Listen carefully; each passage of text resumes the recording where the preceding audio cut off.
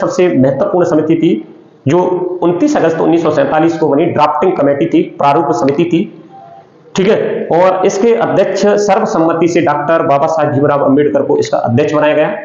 ये 7 सदस्यीय समिति थी। इसमें कुछ अन्य सदस्यों में देखें तो अल्लादी कृष्ण स्वामी अय्यर थी, ये मद्रास के अधिवक्ता थे उस समय।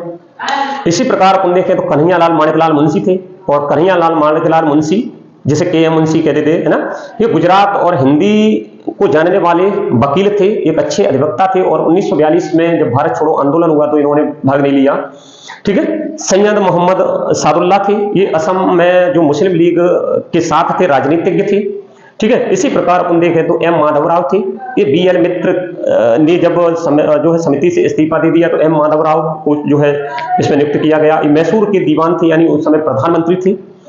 और ये अगर देखा जाए तो तेलुगु भाषी थे, और इन्होंने हिंदी को राष्ट्रीय भाषा बनने का विरोध किया, क्योंकि संविधान में अगर अपन किसी देश को लोकतांत्रिक देश है तो उसमें मतलब विरोधी विचारों का और आलोचनाओं का भी समर्थन करना पड़ता है, ठीक है। टीटी कृष्णमाचारी थे, और ये डीपी खेतान की जगह जब उनकी मृत्यु हो जाती है तो टीटी कृष्णमाचारी को बनाया जाता है। ये नेहरू सरकार में, अंतरिम सरकार में वित्त मंत्री भी रहे।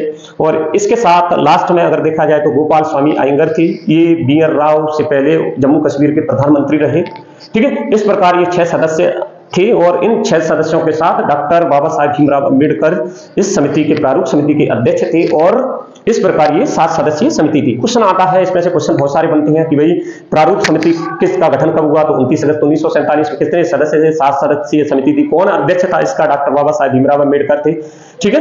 तो इसने क्या किया, अपना काम करना स्टार्ट कर दिया, अक्टूबर 1947 से अपना काम स्टार्ट कर दिया, और जो है इन्होंने काम किया। और 21 फरवरी 1948 को जो है प्रारूप समिति ने अपना जो है पहला जो है प्रारूप है रिपोर्ट प्रस्तुत की संविधान सभा में। और संविधान सभा में डॉक्टर स्थायी अध्यक्ष थे डॉक्टर राजेंद्र प्रसाद को जो है रिपोर्ट सौंपी, है ना। उन्होंने उसको संविधान सभा में रखा और 2 दिन उस पर विचार विमर्श किया। 22 मार्च से लेकर के 24 मार्च 1948 तक उस पर विचार विमर्श हुआ, वाद विवाद हुआ। और फिर अपन कहें तो 2 वर्ष 11 माह 18 दिन में ये जो है संविधान बनकर के तैयार हुआ। इसमें